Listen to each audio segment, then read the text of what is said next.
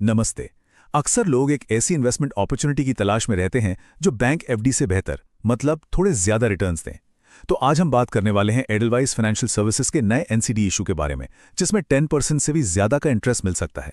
चलिए इसको आसान भाषा में अच्छे से समझते हैं कि ये मौका किसके लिए सही है और किसके लिए नहीं। तो जैसे ही कोई नया इशू आता है, सबसे पहला सवाल जो दिमाग में आता है वो ये है कि क्या ये एक और आईपीओ है, स्टॉक मार्केट में आने वाली नई कंपनी है। इस कंफ्यूजन को सबसे पहले दूर करते हैं। इसका जवाब है नहीं, बिल्कुल नहीं। ये एक एनसीडी है, यानी नॉन कन्वर्टेबल डिबेंचर। अब इसका मतलब क्या है? देखिए, सीधे सीधे शब्दों में आप कंपनी को एक लोन दे रहे हैं। आप कंपनी के मालिक नहीं बन रहे, आप कंपनी को कर्ज दे रहे हैं।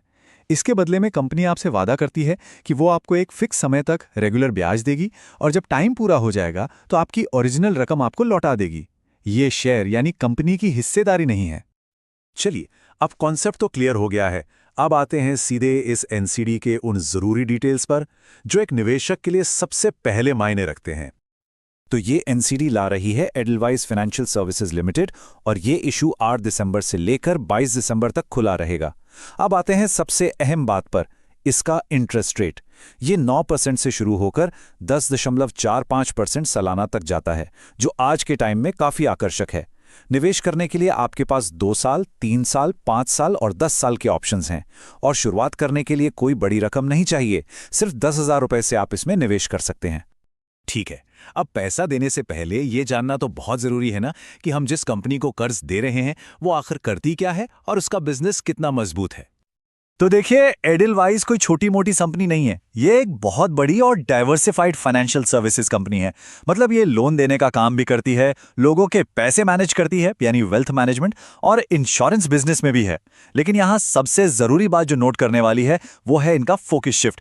कंपनी ने पहले जो बड़े और हाई रिस्क वाले होलसेल लोन दिए जाते थे उनसे अपना ध्यान हटाकर अब आम लोगों को यानी रिटेल कस्टमर्स को लोन देने पर ज्यादा फोकस किया है। इससे होता यह है कि कंपनी का रिस्क कम हो जाता है, जो हम जैसे निवेशकों के लिए एक अच्छा साइन है। चलिए, अब कंपनी की फाइनेंशियल हेल्थ का एक छोटा सा चेकअप करते हैं। आखिरकार हमें ये तो देखना ही पड़ेगा कि क्या कंपनी के पास इतना दम है कि वो हमारा पैसा ब्याज के साथ वापस कर सके। अगर आप नंबर्स पर नजर डालें तो फाइनेंशियल ईयर 2025 में कंपनी का मुनाफा लगभग 409 करोड़ रुपए का था। लेकिन असली कहानी इनका प्रॉफिट मार्जिन बताता है। ये 4.43% से बढ़कर 5.04% हो गया है। अब इसका मतलब क्या है? इसका सीधा सा मतलब है कि कंपनी अब हर 100 रुपए की कमाई पर पहले से ज्यादा पैसा बचा पा रही है। ये कंपनी के बेहतर मैनेजमेंट और एफिशिएंसी को दिखाता है। और अब ये फिगर देखिए, 10,000 करोड़ से भी ज्यादा। ये है कंपनी की नेट वर्थ। आसान भाषा में ये कंपनी का अपना खुद का पैसा है। ये एक तरह से फाइनेंशियल सेफ्टी कुशन की तरह काम करता है। मतलब कंपनी के पास अपने कर्जों के मुकाबले एक बहुत मजबूत बेस है जो उसे किसी भी आर्थिक उतार चढ़ाव में संभाल सकता है। देखिए, किसी भी एनसीडी में निवेश करने से पहले एक चीज ऐसी है जो उसके इंटरेस्ट रेट से भी बहुत ज्यादा जरूरी है।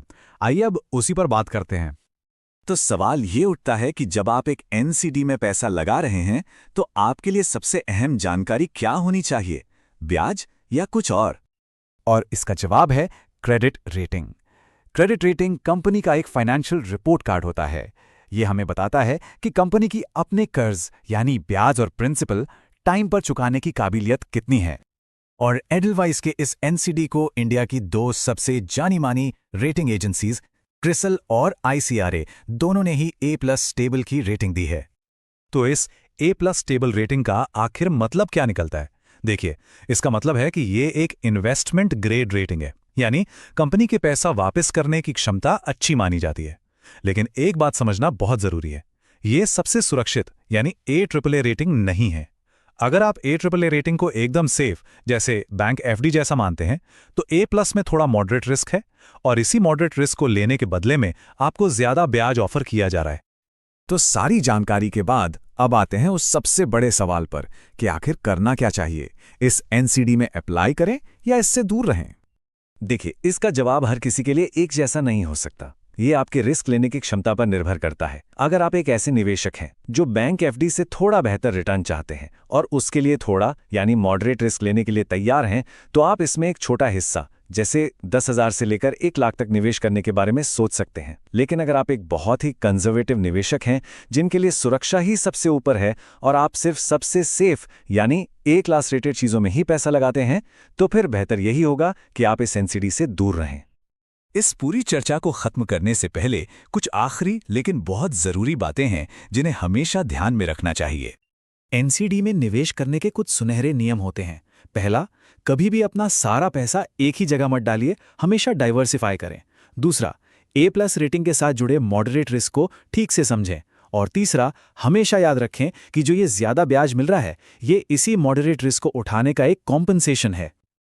और हाँ, एक जरूरी डिस्क्लेमर, ये सारी जानकारी सिर्फ आपको सिखाने और समझाने के लिए है। ये किसी भी तरह की निवेश की सलाह नहीं है। कोई भी पैसा इन्वेस्ट करने से पहले हमेशा अपने फाइनेंशियल एडवाइजर से बात जरूर करें। तो सारी जानकारी अब आपके सामने है। अब फैसला आपको करना है कि क्या ये एनसीडी आपके निवेश के लक्ष्यों के साथ फिट बैठता है या नहीं। अगर आपको हमारी ये वीडियो पसंद आई हो और जानकारी साफ तरीके से समझ आई हो तो इसे लाइक जरूर करें और चैनल को सब्सक्राइब करना ना भूलें। धन्यवाद। मिलते हैं अगले वीडियो में।